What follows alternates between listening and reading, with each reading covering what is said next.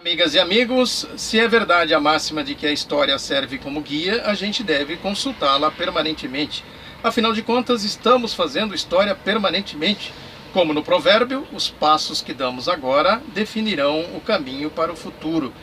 Nesse sentido, chama atenção, nesta campanha aí de desconstrução da esquerda, aí pela direita, pela mídia, é o adjetivo lulopetismo, que é uma espécie de carimbo que eles utilizam para carimbar essa experiência recente aí dos governos democráticos e progressistas, do Lula e da Dilma. Em torno desse adjetivo eles vão pendurando aí toda a campanha do golpe. Esses três fatores que eu falei aqui, que são da reta de largada do golpe, do programa do golpe, que é esse cheque em branco de 170 bilhões de reais do déficit público forjado que deram para o golpista Michel Temer, o usurpador, fazer aí as suas maldades, que é o segundo fator, é a PEC 241, que eles justificam a PEC com esse déficit forjado, cheque em branco, e a reforma da Previdência que garantiria o teto. Ou seja, aquela lógica de fechar as torneiras do orçamento para a população, os direitos da população, investimentos em infraestrutura, para abrir o juroduto do outro lado. Já comentei isso aqui. Mas a questão é que com esse carimbo fica fácil aí de fazer essa campanha, quer dizer, o lulopetismo deixou uma herança de 170 bilhões que justifica a PEC, justifica a reforma da Previdência e outros penduricários aí do entulho neoliberal, como a reforma trabalhista, a reforma política, as privatizações e outras coisas mais que certamente virão por aí. Ou seja, é um método goebbeliano da guerra ideológica da mídia, de ficar repetindo, carimbo, adjetivos. Essa pululante adjetivação da mídia serve exatamente para isso. Porque esse tipo de mídia, ele foi construído para sufocar a liberdade de imprensa, a liberdade de expressão, a democracia, não a palavra. Porque se tivesse liberdade, se a população tivesse consciência e conhecimento do que isso representa, do que é o golpe, do que é o programa do golpe, certamente a história seria outra, bem diferente. É uma mídia nominalista, podemos dizer assim. Se a realidade onde as coisas e os fenômenos estão há muito nominado e não correspondem aos seus intentos, eles vão lá e mudam isso. O lulopetismo é isso. Porque na verdade é uma corrente política, ideológica, histórica que não nasceu com Lula, não nasceu com o PT. Faz parte da nossa realidade social, é fruto das contradições da nossa sociedade. E eles vão lá e mudam simplesmente porque aquela denominação não serve aos objetivos deles. O lulopetismo serve melhor à propaganda goebbeliana. Em torno disso tem outras coisas, é o petismo, é o populismo, a campanha, a guerra ideológica, enfim, que eles fazem. É uma de semântica velha, mal de nascença. A mídia nasceu assim porque ela nasceu para ser o carro-chefe aí do golpismo da direita histórico. Seus métodos são exatamente de tirar do ambiente social aquilo que faz a alegria e a cultura de um povo. As liberdades de palavra, de reunião, de organização, de opinião, de discordar ou concordar sem prêmio ou castigo. Quando a sociedade tem aí os seus direitos garantidos, quando ela pode aplicar a sua criatividade, reivindicar os seus direitos, porque há uma crise latente no sistema capitalista, qualquer sistema capitalista, e o nosso mais ainda, por conta das nossas diferenças sociais, da nossa história. Essa crise ela é permanente. E, consequentemente, quando o povo tem liberdades democráticas, quando ele pega a democracia nas mãos, certamente ele avança significativamente, como a gente viu no período recente.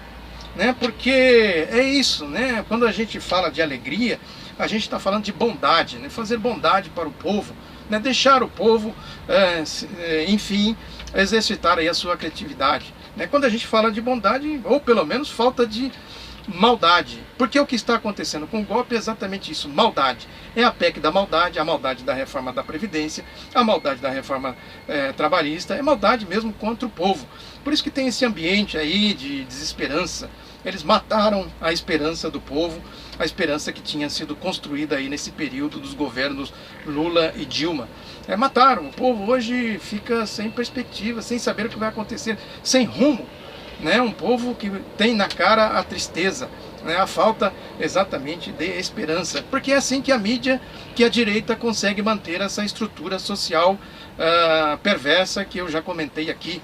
É dessa estrutura que eles parasitam o povo, parasitam a sociedade, como a gente está vendo aí com a PEC da maldade, a PEC 241, a reforma da Previdência e a reforma trabalhista. É isso, né? É exatamente isso. A mídia serve para isso, né? Que essa turma aí da mídia chegou onde chegou por virtudes de batistério, herança familiar, né? Ninguém elegeu a mídia para nada, nunca, né? A mídia não teve um voto para assumir o protagonismo que ela assume, assumir a dinâmica política, né? A mídia não serve para isso, né? A imprensa é outra coisa, a imprensa é conquista da civilização, né? A mídia, no entanto, está aí para fazer politicagem, né? O carro-chefe do golpe, como eu falei aqui. Chegaram por malandragem, chegaram a essa posição por malandragem, por politiquice, né? Pelas correntezas das ascensões, por bajulação, como a gente viu na ditadura militar.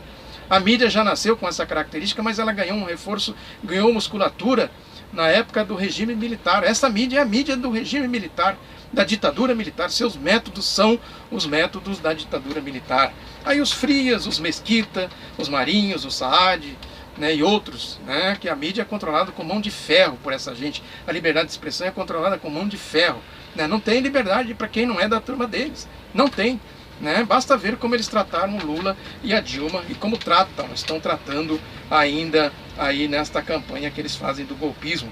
Ou seja, no mundo da mídia brasileira, ao contrário do jogo do bicho, que vale o que está escrito, não vale no mundo da mídia nem o que está escrito, nem o que está falado.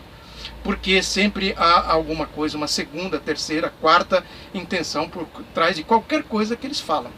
Né? Eles não estão sendo bonzinhos quando eles abrem espaço. A Folha, por exemplo, abre espaço aí para alguns agentes aí da esquerda, né? Alguma manifestação da esquerda, mas por trás a linha editorial da Folha é dos golpistas.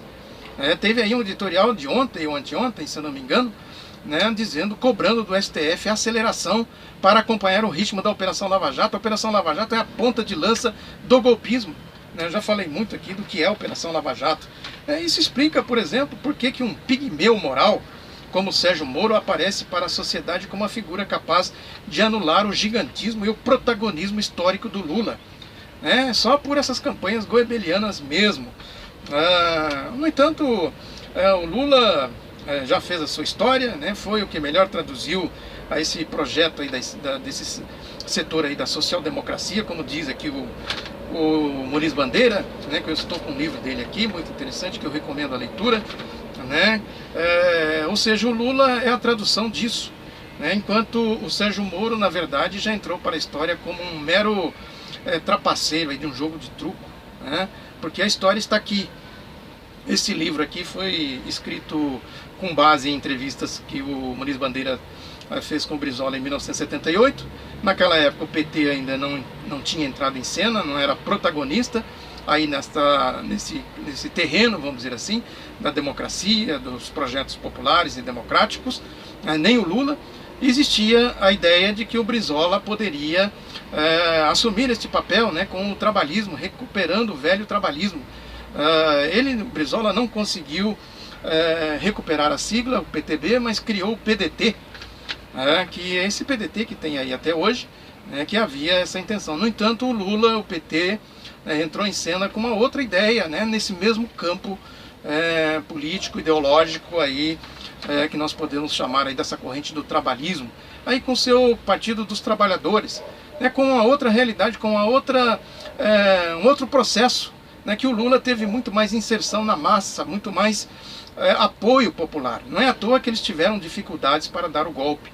Tentaram várias vezes desde 2005, encontraram dificuldades. Esse golpe não foi fácil de ser levado a efeito, exatamente pelas raízes que o Lula conseguiu criar esse projeto, do trabalhismo, do Getúlio Vargas, que inseriu os trabalhadores, o movimento sindical na dinâmica política, econômica e social do país.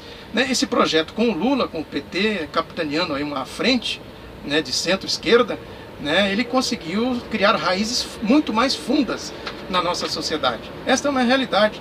Portanto, o Lula já entrou para a história com este papel, com esse protagonismo. No entanto, o que a gente vê na realidade de hoje, do golpe é esse pigmeu moral, é esse trapaceiro de jogo do truco, o Sérgio Moro, né, com esse protagonismo a ponto de anular aí, tentativa de anular essa figura gigante do ex-presidente Lula.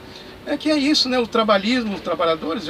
Esse livro aqui do Muniz Bandeira fala, tem uma parte aqui, ele resgata a história do trabalhismo, né, da CLT, por exemplo, dos direitos dos trabalhadores, né, que veio desde antes da Revolução de 1930. Getúlio apenas fez o que diz a própria consolidação das leis do trabalho, né? É a consolidação das leis. Já existiam, aqui tem várias citações do Muniz Bandeira, que ele fala como que os trabalhadores chegaram à Previdência Social, né, aos direitos trabalhistas da CLT, né, enfim, a ter aí esse protagonismo que os trabalhadores conquistaram ao longo da história. É importante a gente revisitar, sim, né? Tem aqui um outro livro que eu quero mostrar para vocês, do Nelson Werneck Sodré, né? É o que se deve ler para conhecer o Brasil. Muito interessante, recomendo também para a gente saber o que significa esse golpe, né? Consultar a história, né? Ela serve sim como nosso guia, né? Apresento aqui também um outro livro aqui do Denis Moraes, que é uma coletânea de entrevistas, né? Aqui sobre o golpe à esquerda, né? E o golpe de 64. Entrevistou o Darcy Ribeiro, né? O Mira Afonso, né? Vários participantes, vítimas, né, do golpe de 1964, que diz muito respeito ao que está acontecendo atualmente com o golpe. Recomendo isso.